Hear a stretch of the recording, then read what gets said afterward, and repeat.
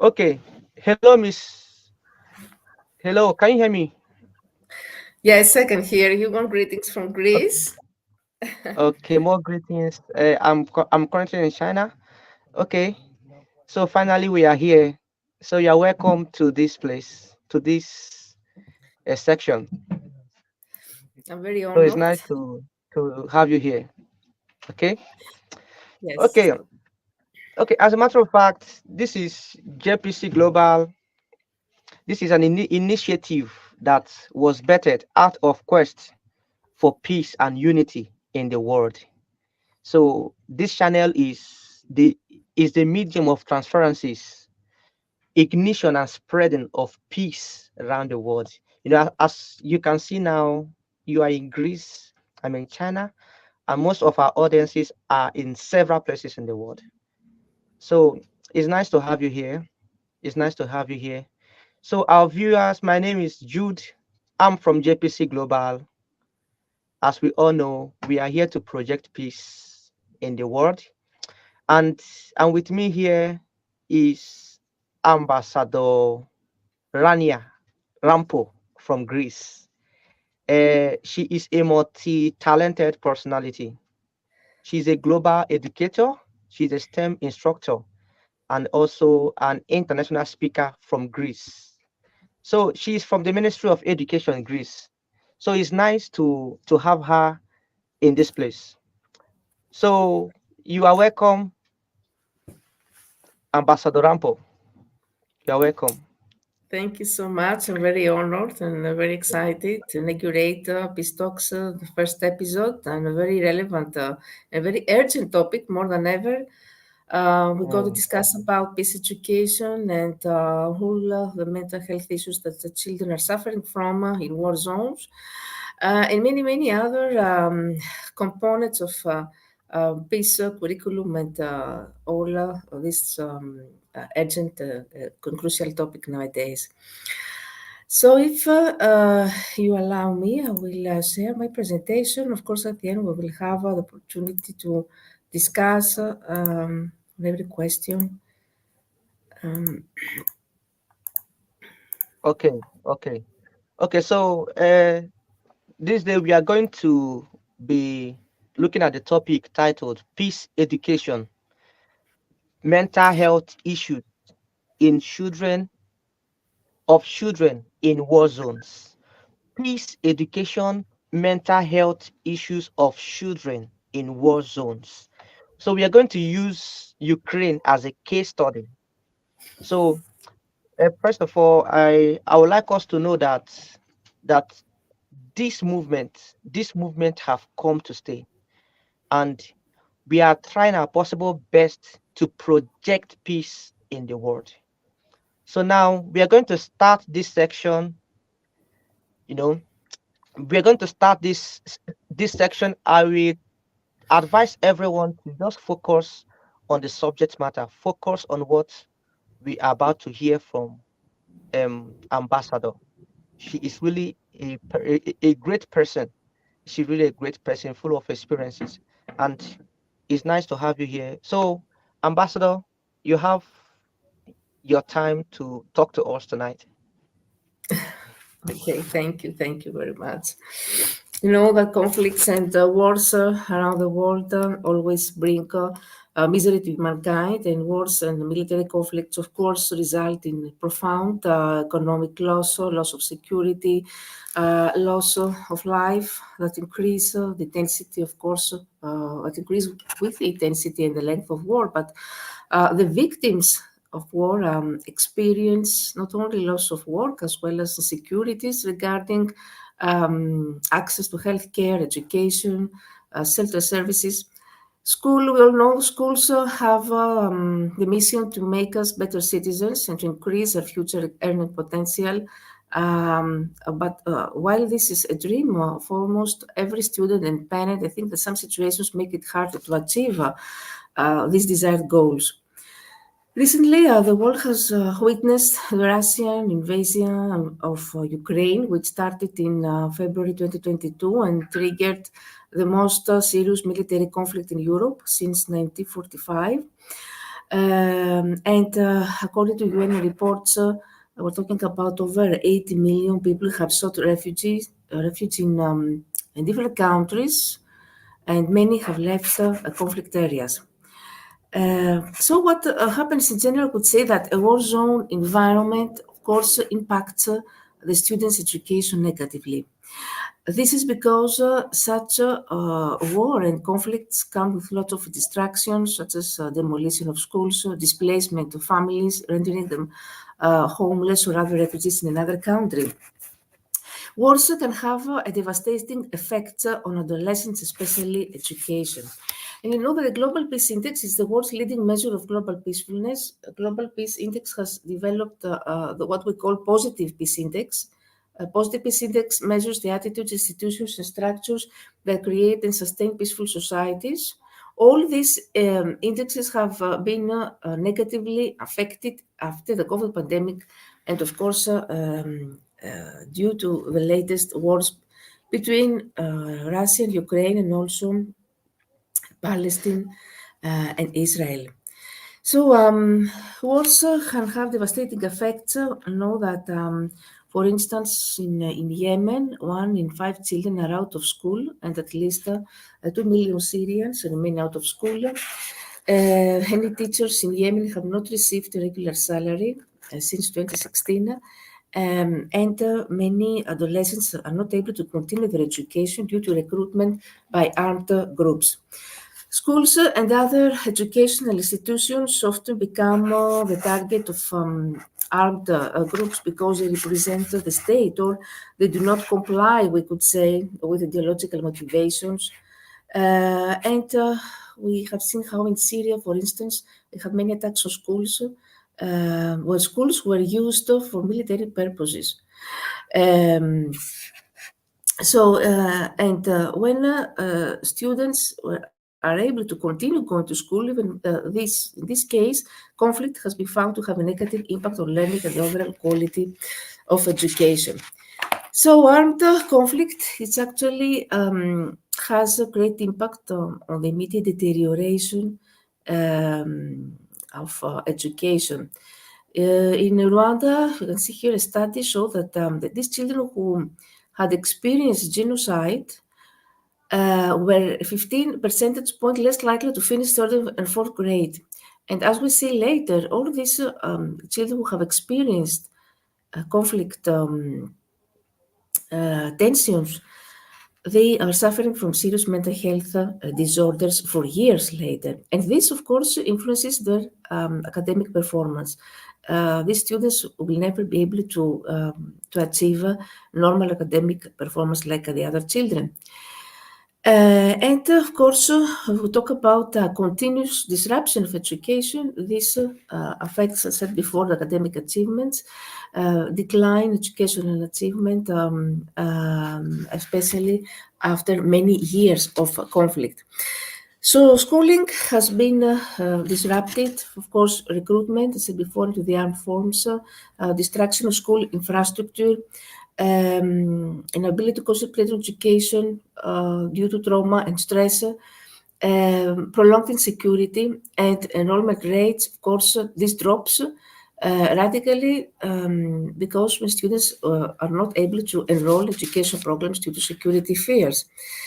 And of course, the conflict, of course, affects the quality of a learning environment, increases overcrowding in the classroom, which sometimes correlates with a lower probability of passing final exams. We talk about, of course, the well-being, which is worsening, and the negative effect of direct exposure. This affects the psychological mechanism that we're going to discuss about later. So we could say that there are negative impacts also. We'll talk about teachers now, the teachers' quality, the provisioning of educational activities, because there are reduced budgets.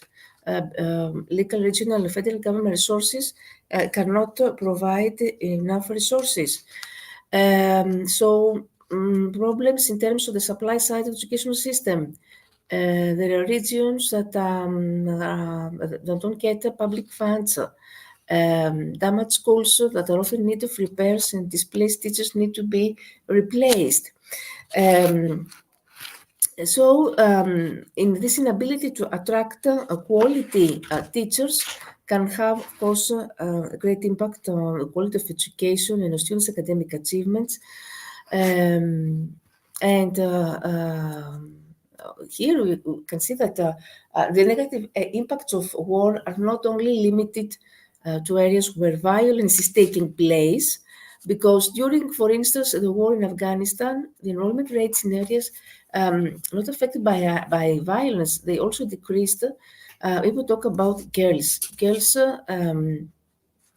they had they experienced a greater threat. So we talk about also gender differences if we refer to the impact of war on education.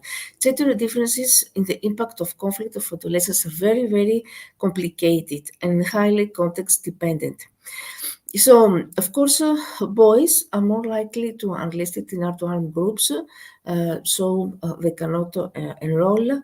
And on the other hand, women, girls, are those who are affected from violence or sexual harassment, and they face also serious problems. Um, so we could say that girls' education is more affected by conflict, and this is very important to take into consideration, because this shows gender differences in barriers to education. Um, so both are more at risk of dropout, but women are facing a lot of violence. So declining educational quality, lack of support to tackle under resources in terms of school feeding, no textbooks, no teaching means, all this are related to with the damage of war, of the declining education sector budgets. And As I said before, usually there are not enough schooling materials available. The infrastructure is damaged. Teacher supply is not taken from granted. So this influences the teacher quality, and there is also a decrease of public funds.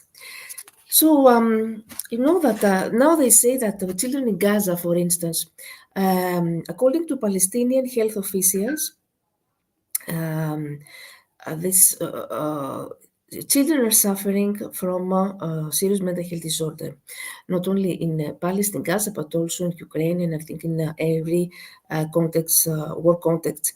Um, why we talk about Gaza, for instance, there's especially concern for children in Gaza who were already struggling with significant mental health issues before the conflict, because for years, numerous studies have documented high rates of mental and behavioral health issues among Gaza's youth. And why? Because they say that the cumulative trauma of chronic ethnic political violence has a profound and lasting impact on children's mental health and development. Um, Trauma, we could say that in this case, has been passed down from one generation to the next. So these children have no time for what we could say cognitive emotional processing. They have no time for self healing, so the cycle continues. We could say that living in a war zone for generations and for many years will affect you.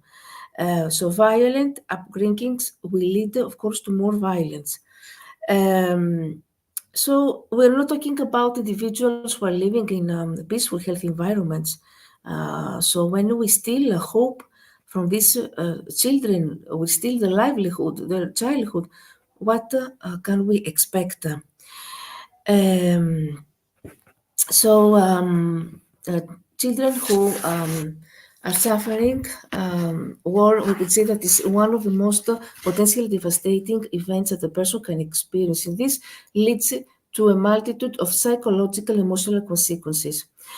Um, So this they say that one this was one review that said that among 8,000 children exposed to war, almost half have to cope with depression, with anxiety, some during the conflict, some after the conflict.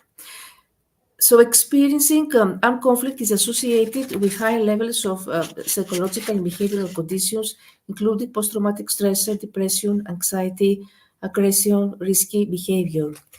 But effects go beyond this. Um, for instance, we can mention how children who had been exposed to bombing and combat in Germany during the Second World War were more than twice as likely to suffer from severe illness in their early 60s, possibly a result as an overburdened autonomic stress system. Um, so we could say that all of these consequences of the war have to do with insecurity, with aggression, with psychosomatic symptoms, with long-term uh, harm. I would say that this lasts for years. And of course, personality change, the exploitation, the aggression, children are becoming more aggressive. Um, so all this self blame also is something else. That's not, something very important. So during the war, they say that children face two kinds of traumatic events. The first one is sudden traumatic event, and the second type is protracted exposure to adverse events. And this usually results in dysfunctional coping mechanism. This is related from anxiety disorders I mentioned before, dissociative disorders, behavioral disorders. So these children become more aggressive, asocial.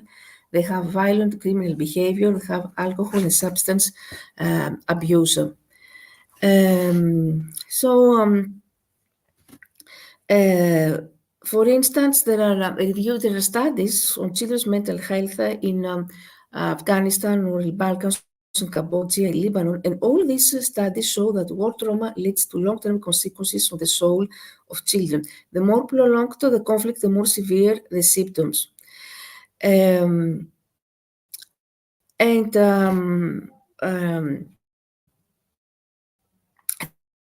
this, of course, influences their relationship, disrupted also family relationships due to low separation of displacement. We're talking about here children who have also deprivation of basic resources. And they become desensitized to violence because violence is something which is normalized in this case. So I could see that here experts say that children should not be considered only as the passive victims deprived of agency upon whom the violence has been enacted, but rather as the active participants in the society that develop their own ways to cope and survive, capable of choosing to resist or to participate in the armed conflict. So of course, there are children who show enormous resilience, which enables them to grow up into fully functioning individuals despite the traumas. But this is rare because if you have to deal with poverty, with inappropriate housing, with domestic violence, discrimination, social isolation, all these issues but have to be addressed in the aftermath of the war. So this shows the severity of the situation. So the complexity of the impact of war on children of adolescents, their multifaceted, multi-layered, we could say, lived experience is reached by obtaining testimonials from many studies of children who or teachers who are working with these children. What are the signs, that we can see among the children who are suffering for trauma? They have trouble sleeping. They have nightmares. They don't want to talk about events. They avoid talking. It's not easy to unlock these children, to make them easily speak up. They not show interest in things that they used to enjoy. They avoid things that remind them of the events. They have Yeah. big uh, reactions. And Yes, because of the stigma. yes, and they become aggressive when, as I said before, this changes their personality. So there are signs when if we work with this kind of children. Um, and what are some strategies in order to help children exposed to war? First of all, we need to explain that these reactions are normal. Helps we need to help kids to know that their feelings, their sadness, their anger, their confusion, whatever they're feeling, are normal and understandable given that what they have been dealing with. Many children hide how they're feeling because they worry that they're the only ones who feel this way. So the first one is this to make them feel safe and secure, physical harm, and to make them also to speak up. Third is another thing is to make them remember that the more than one person in the family may be struggling. Um, so consider having all members of the family who experienced a traumatic event, include those who heard about the events from survivors, to be assessed and be treated for the symptoms. People who hear about an upsetting or shocking event can also have a traumatic response. Another thing is how to can teach ourselves and our child about trauma reactions. Help children learn trauma reminders cause their big feelings, and they can help them understand that these feelings are a response to whatever bad thing happened in their life.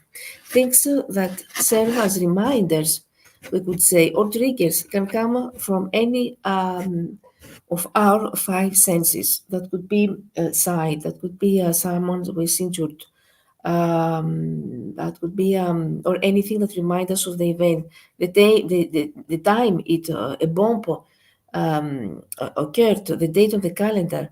Recognizing triggers and the response produces can help a child feel less confused about what is happening. And this can also add an increased sense of control and predictability to their lives. So it's important to help our child cope with trauma reaction, to know the things, places, situations that can trigger big reactions will help us and our child for practice using healthy coping strategies. Um, and of course, praise behaviors we want to see more of. Some children who have experienced trauma will react with negative behaviors, for instance, not listening to parents, not following rules, or behaving poorly towards others. So over time, this can damage parent-child relationship and the child's relationship with others. So it is important to dedicate a portion of each day to daily timing sessions. So we should praise behaviors we want to see more. That could be kindness, could be managing of emotions, could be cooperation, and if a child is acting out aggressively, we can make this priority and praise any opportunity we can when we see child be gentle with themselves or others. Help kids relax, very important, because when the people experience a traumatic event, a number of changings can happen to the brain and body. Children can feel constantly tense. Brain started to overreact to things that they think that they're dangerous. And even if this thing is not actually dangerous. So we should help the children calm their bodies by slowing their breathing or tensing or relaxing different muscle groups, or just by being active and doing something other than allowing their emotions to overwhelm them. Um, Parents and children, of course, can work together in order to approach some things that remind them of the trauma. That could be memories. They can work on the memory of safe situations, and of course, we don't forget about the professional help. Professional help is very important if it is available. And another important thing is what we call coping mechanism. What is coping mechanism? Coping mechanism is a strategy or a set of strategies that individuals used to manage. It could be if you want to manage stress or anxiety or another difficult emotion. A coping mechanism can be conscious or unconscious way of dealing with emotional conflicts and external stressors. Um, so that could be, for instance, peer family support. One of the most powerful coping mechanisms for children in war-torn areas is seeking emotional and physical support from peers and family. This support network can provide a comfort zone that helps buffer the harsh realities of the war. Children can find solace in education because despite their dire circumstances, children often find comfort in pursuing education. Schools and informal learning spaces can offer a semblance of normalcy and routine, and this provides an escape from the chaos outside. So, finding safety in education and consolation. Play, creative expression, play is natural and vital part of childhood, even in conflict settings. Children often use play and creative activities such as drawings or storytelling to express their feelings and experiences, fostering resilience. Another mechanism for children is mindfulness and grounding techniques. Some children may intuitively develop grounding techniques to cope with anxiety. That could be focusing on physical sensation or the rhythm of their breathing. That could be seeking to help them cope with their situations, seeking for help. So, religious, of course, and cultural practices, religious beliefs can provide a framework for understanding and coping with adversity. And these practices often confort a sense of purpose and connection to larger community. Humor and positive thinking can be a crucial coping strategy. Um, Although it is difficult, children may train themselves to think positively or imagine a better future. Problem solving adaptability. Children often demonstrate high levels of problem solving skills, and this allow them to navigate and survive in the challenging environments. And of course, emotional regulation, because children may also learn ways to control and manage their emotions. And this strategy could involve suppressing emotions during high stress situation or expressing them in a controlled manner when safe. So these strategies are very important, and the need for support I mentioned before. The resilience of children in war zones is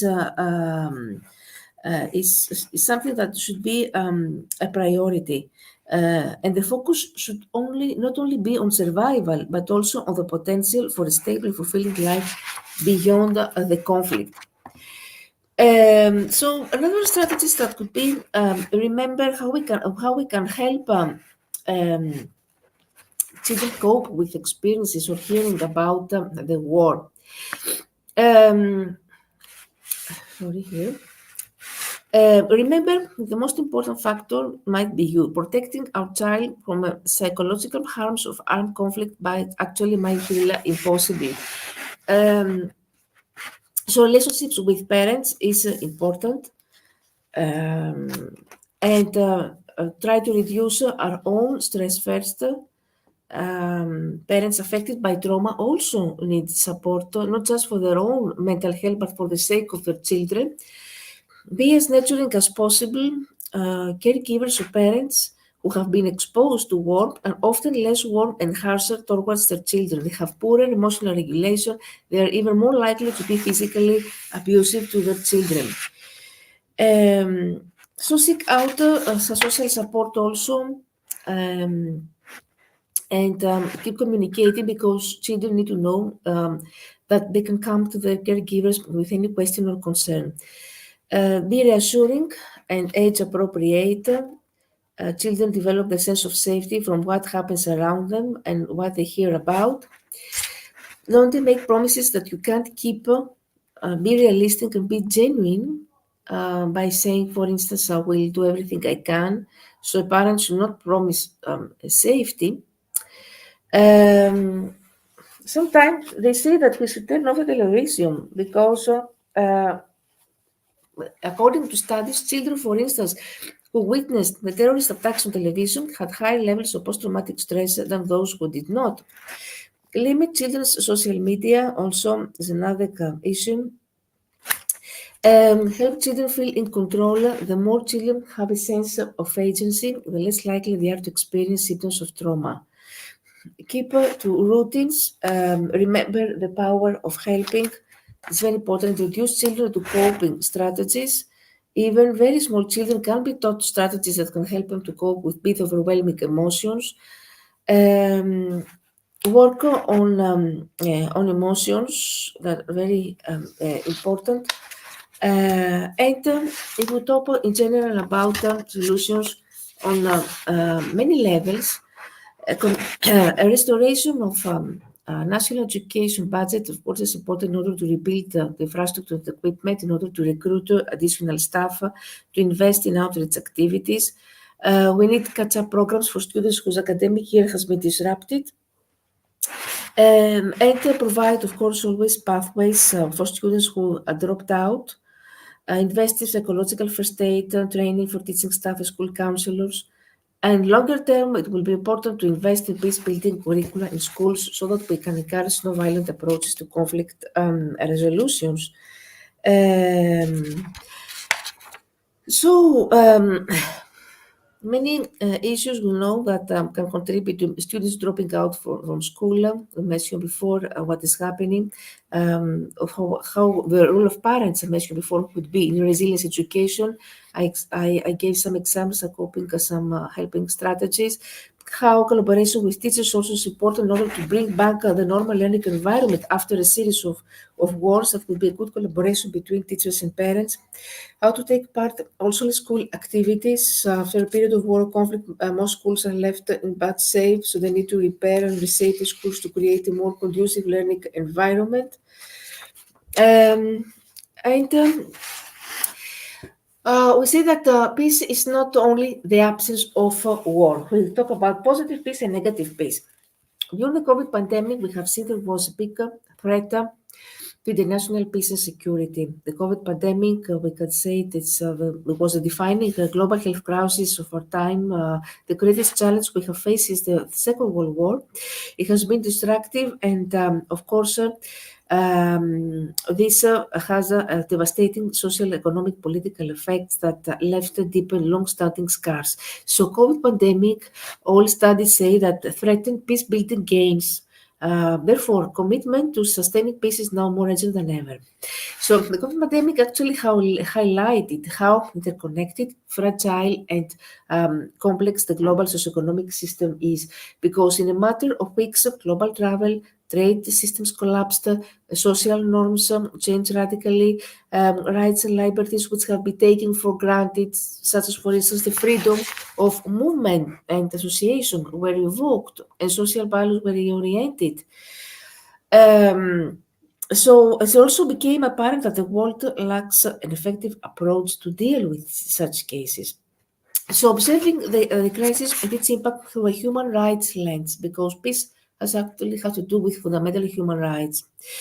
We need to focus on how it's affecting people on the ground, particularly the most vulnerable among us, what can be done about it now in the long term. We have seen the threat about talk about unemployment, food insecurity, a widespread closure of school has interrupted education for more than 1 billion children.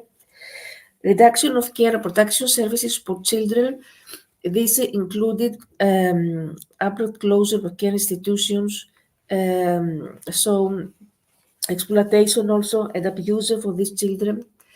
Strategies for children who could not contain the virus, and Also, they had to face the misperceptions of local communities that they are infected by the COVID pandemic and they did not have necessary access to health care.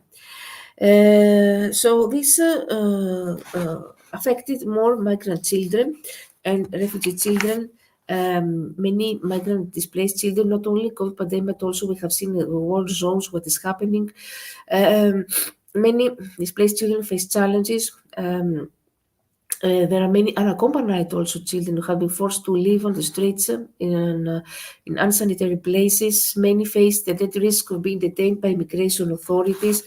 And undocumented children who live in countries they have fear to contact with public authorities. There was misinformation that I mentioned before about xenophobia, discrimination, that about migrant and displaced children.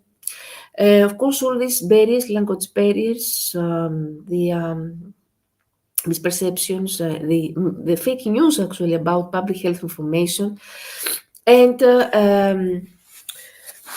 apart from this, there were new patterns of violence during also COVID pandemic, domestic violence. We have seen how it increased, self-harm, suicide, how many the mental health disorders were increased during lockdown because social distancing, how many people and children were suffering, how cybercrime rise dramatically, how also drug trafficking and other types of crime.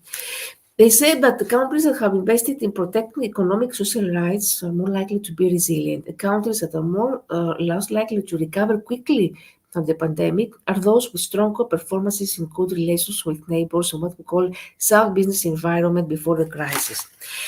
Um, there are two factors that actually help countries in the post-pandemic recovery. The first one is high level of positive peace. The second one, favorable economic conditions before the pandemic.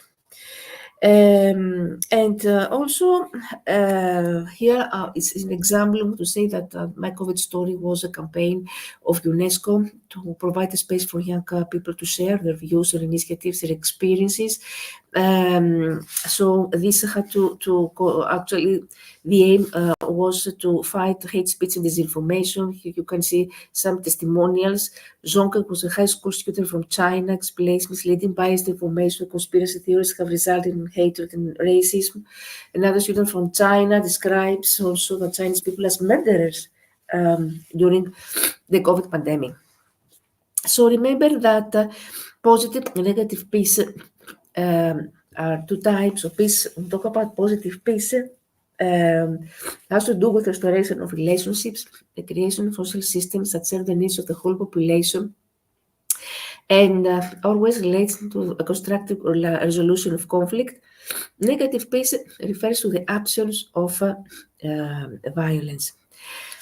Um, if we want to promote the culture of peace, there are six dimensions. There are the culture of peace has to do with personal family integrity, human rights, democracy has to do with how to eradicate poverty, all the intercultural understanding, solidarity, the cessation of hostilities, and peace with the environment. Environmental peace, environmental protection is another big issue. The teaching learning process is first of all cognitive phase, how to being aware, the effective phase, how to being concerned to respond to value, and finally the active phase to take practical action. So all this we could say base values on the attitudes that peace education promotes have to do with self-respect, with cooperation, with compassion, with openness, with tolerance, with justice, with social responsibility, with positivity. And if we talk about skills, how to cultivate empathetic skills, the group building, decision making, how to cultivate imagination, communication, reflection. And on the other hand, if we talk about knowledge, this is related to a holistic concept of peace, human rights, and how to know about democracy and sustainable development. According to UNESCO, there are three kinds of peace. We talk about inner peace, is peace with self-confidence. They say that peace lies from within first, and social peace actually is how we learn to live all together. Because human beings are social beings, they cannot live in isolation. And peace with nature, as I said before, peace without environment. We have seen how we violate environment, and environmental peace now is urgent also because planet Earth is the cradle of human civilization. So peace with nature implies stopping the violence against our environment. A concept actually, peace education is very it's more effective and meaningful when it is imparted taking into account the social, of course, the social and cultural context, and when it takes into account the needs of a country. So the peace curriculum should be enriched by its cultural and spiritual values with the universal human values. It should be globally relevant, and peace education can be defined, of course, in many ways. It's holistic, it embraces the physical, emotional, intellectual, and social growth of children. It is based on philosophy that teaches love, compassion, trust, cooperation for the human family, for all life on our planet. So peace building, peace education is actually skill building. Why? Because it helps children to find always no destructive and creative ways to settle conflict and to live in harmony with themselves, with others, and with the world. So peace building is the task of every human being, the challenge of every human family. Um, Here you can see that how if we want to integrate peace education, the curriculum, I think should be integrated the curriculum in all countries, if it's possible in the preschool age, through an interdisciplinary approach. Here you can see that it can be integrated with the content of various subjects, social studies or mathematics or language or arts, so that we can implement activities, we can show films or organize simulation, role playing. We're going to discuss about this later. So all of this peace education have to do with how we build the peace in community, how we respect the human dignity, how we discover inner peace, um, and the framework should be um, um, how to think positive, to learn to live together, to be your self, resolve conflict non-violently, care for the planet, and be compassionate and do not harm. So the objectives of any peace curriculum, peace education curriculum should be to sensitize the community and organization with sources of violence. Um, so to create in the learning the awareness, the knowledge, the sensitivity regarding issues that deal with war, peace and justice, gender and race, develop skills in critical thinking and problem solving, develop open-mindedness and vision, environmental concern, commitment to justice.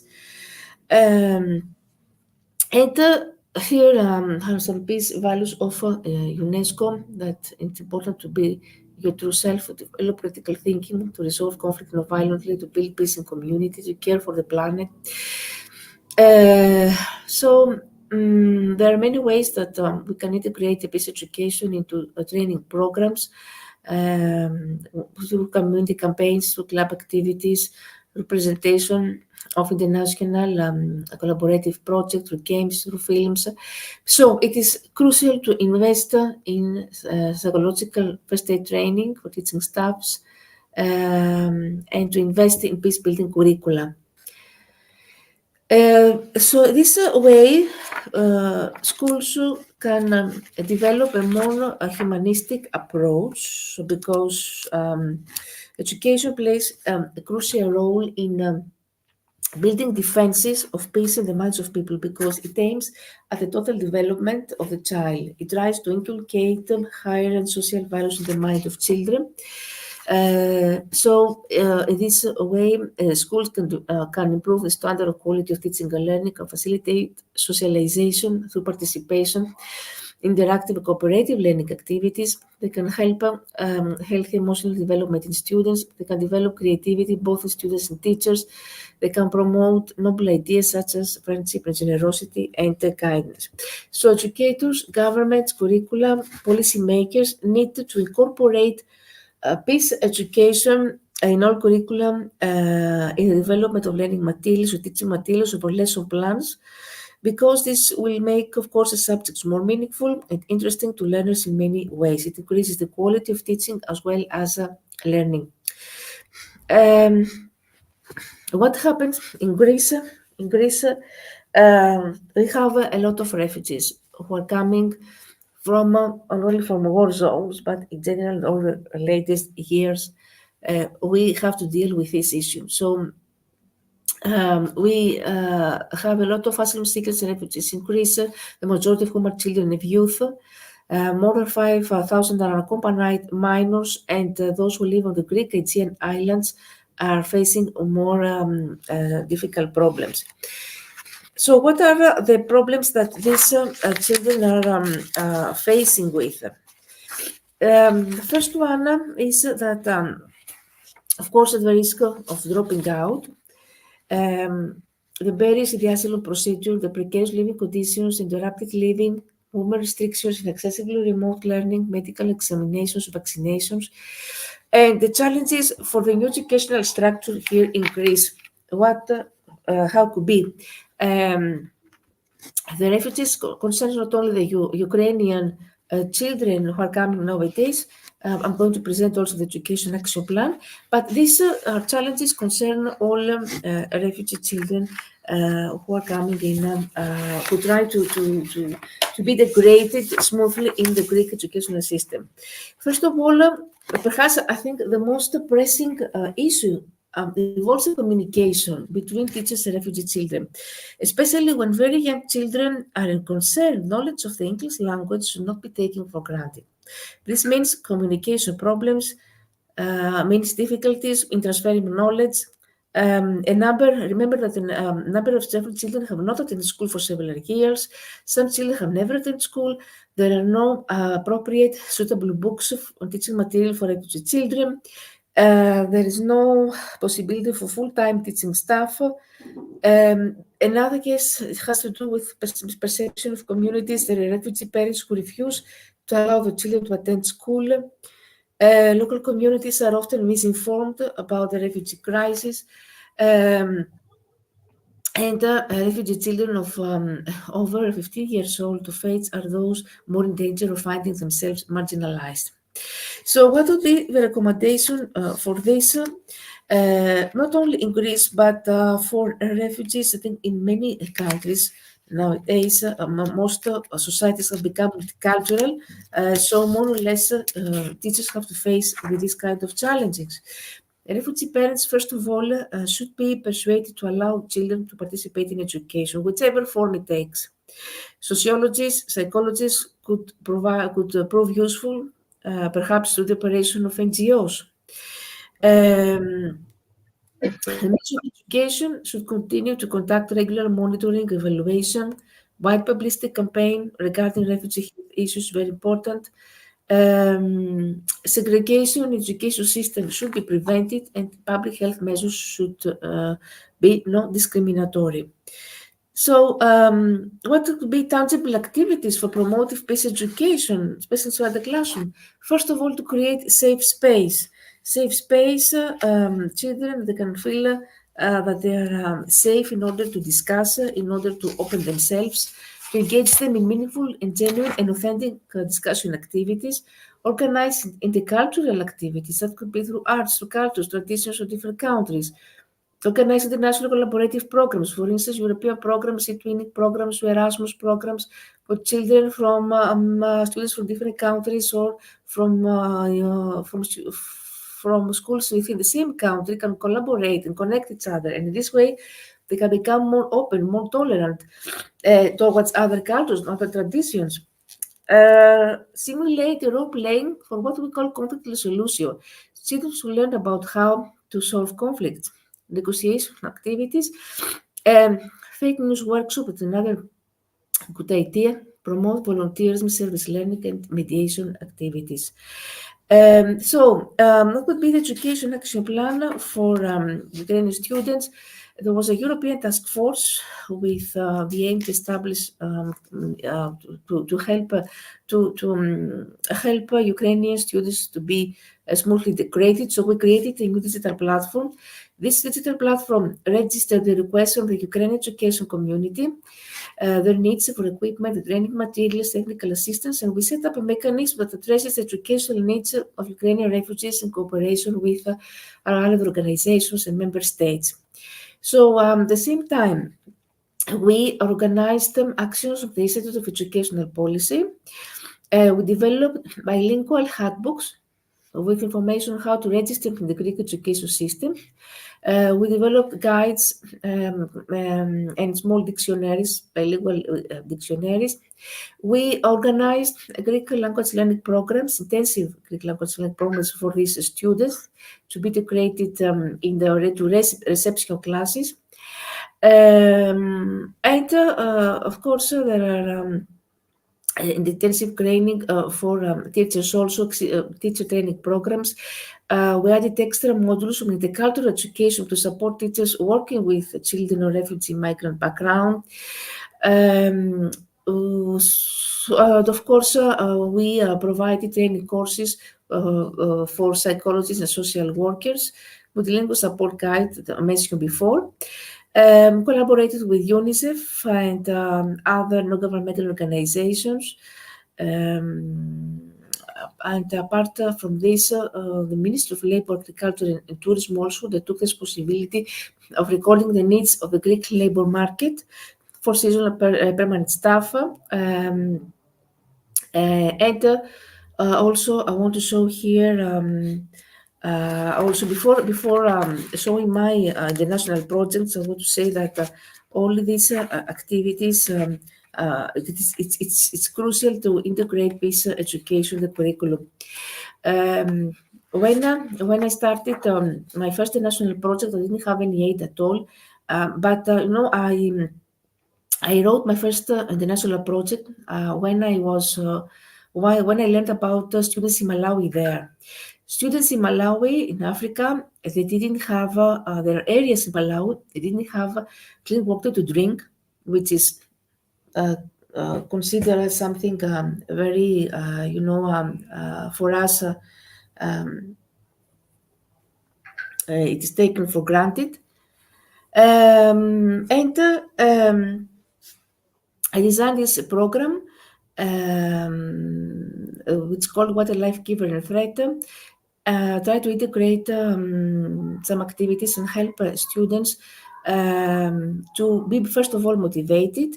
The impact of this project was great because we managed to obtain sanitation filter equipment from churches, and with 6 wells were drilled in areas of Malawi which couldn't had to fight 90 minutes to find clean water to drink.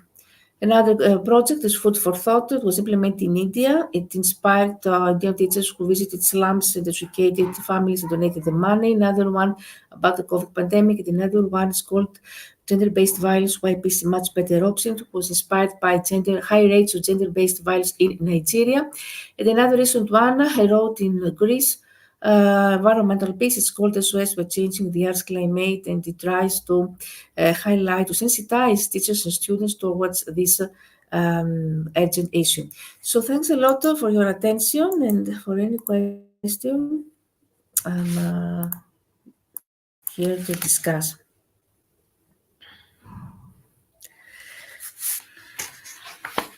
Okay, all right. Is a good time having you here.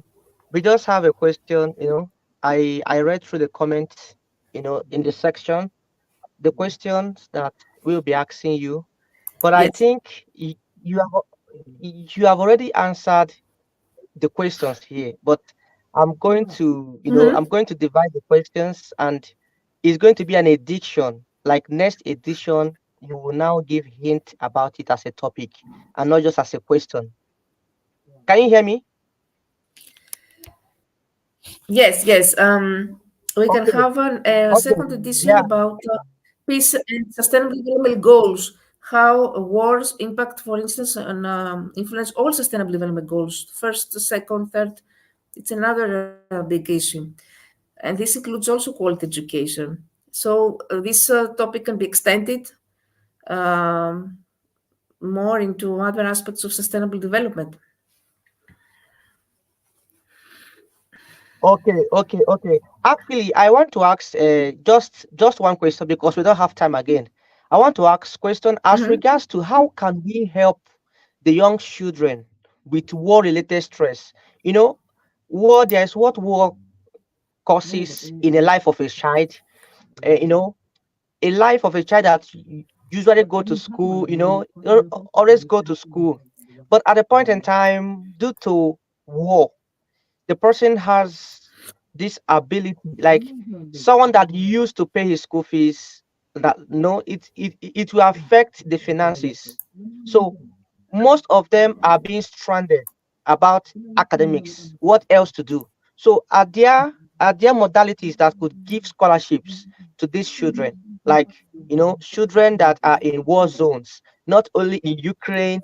There are some African countries that are in war zones that are really finding it difficult to sponsor themselves in school as a result of the issues happening in their country due to the crisis that war brought. So are there, let me say, scholarship opportunities that could assist these people to further their education abroad as well?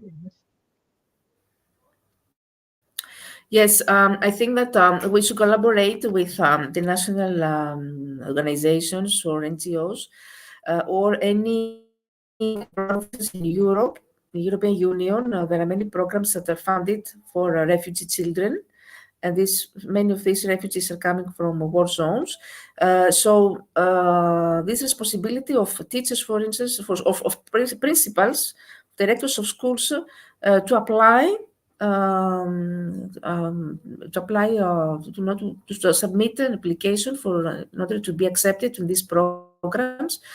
Um, and in any case, this needs the collaboration of all key stakeholders, local communities, government, states, private sector.